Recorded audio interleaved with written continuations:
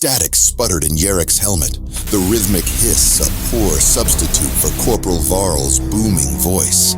He squinted through the grime-caked visor, the sickly green glow of Donoria Prime reflecting off the advancing tide of Donorian fiends. Their guttural roars vibrated through the earth, a symphony of primal hunger. Jarek clutched his laser gun tighter, his knuckles white. The Vitrian Dragoons weren't built for this kind of fight.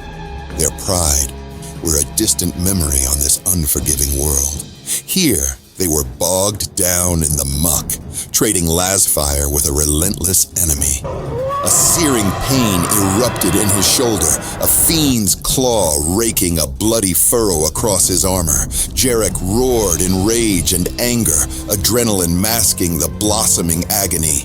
He stabbed blindly with his bayonet, connecting with a sickening squelch. The fiend thrashed, its glistening black eyes boring into him. Through the haze of battle, he saw Anya. Her ice-blue eyes, a beacon of focus amidst the chaos. Her sniper rifle cracked once, twice, each shot finding its mark, felling the monstrous creatures before they could reach the fray. There were too many. The fiends swarmed like a tide of ravenous insects, their numbers seemingly endless.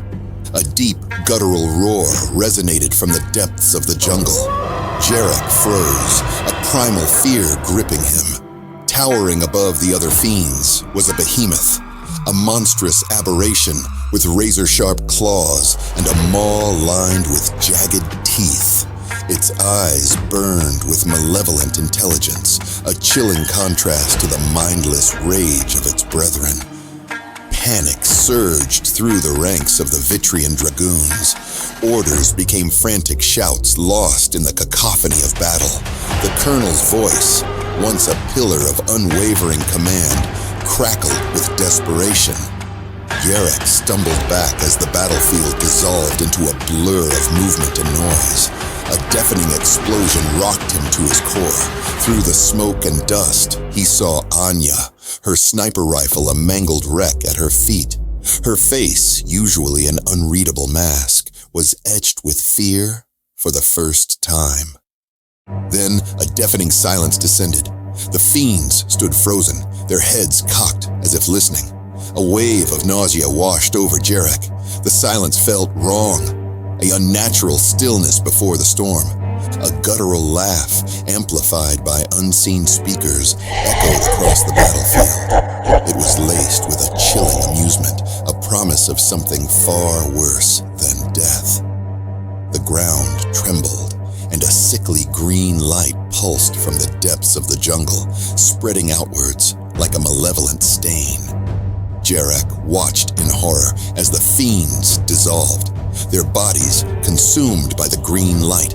They reformed moments later, twisted and mutated, their eyes glowing with a malevolent intelligence. Panic, raw and unadulterated, gripped Jarek.